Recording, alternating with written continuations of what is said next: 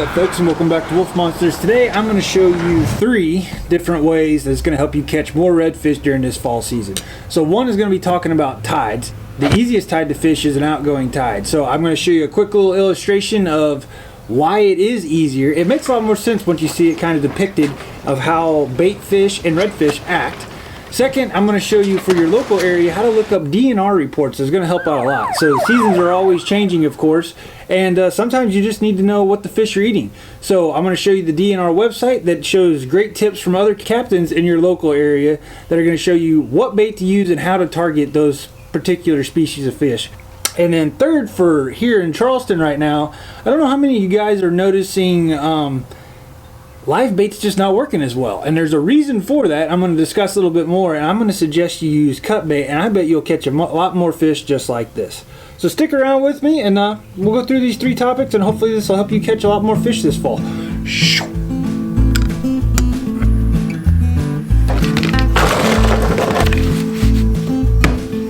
Alright, so the overall idea is you've got an incoming tide. You've got your bait fish, which start out here when the tide's all the way out. So they start working themselves up as the water starts moving this way. So you've got water coming this way, you've got bait fish coming off the river, up the inlet, and then right behind it, you've got redfish chasing them. So also you got some shrimp in there as well. So what they're doing is, as this water is going this way, they're swimming up and they're going up into all these little rivers and creeks and everything. So the bait fish have a lot more area to go up into. So one group of bait fish might go up here, other here, and then all your shrimp go here. The entire time, all the redfish are chasing that bait fish and shrimp, trying to catch them. Now granted, you being in the... Where the hell's my boat? So you being in the boat here, you're trying to chase them the whole way. So, but the thing is, they're all up here chasing the redfish, and now there's more area for them to be on. So the reason that I like the outgoing tide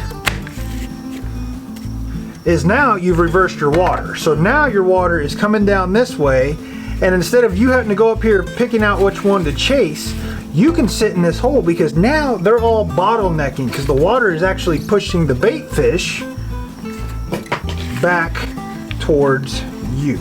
So when the bait fish get here, guess what's falling right behind them?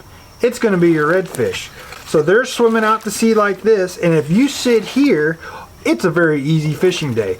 They are literally going to have to swim right into you, and if you got the right bait, which I would suggest cut bait right now, bam, you're on the redfish and you're killing it. So that's why I think the outgoing tide is so much easier to fish. Again, you could fish the incoming tide, but honestly, for the lazy fisherman that I am, this is the best way to do it and what I have found very successful. So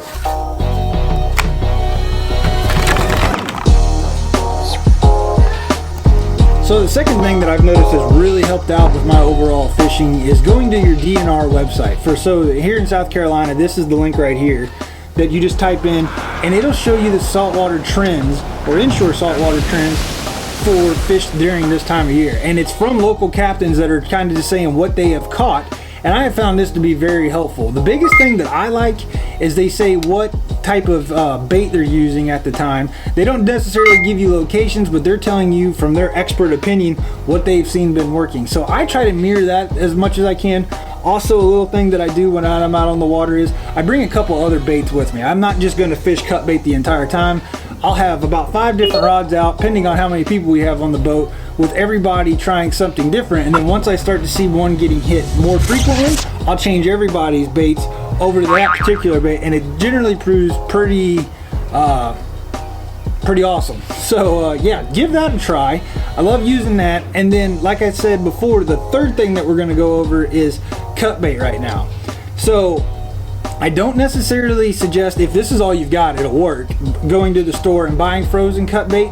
If you can actually catch some mullet on your way out, depending on what the tide is, go ahead and chop that up into about inch pieces.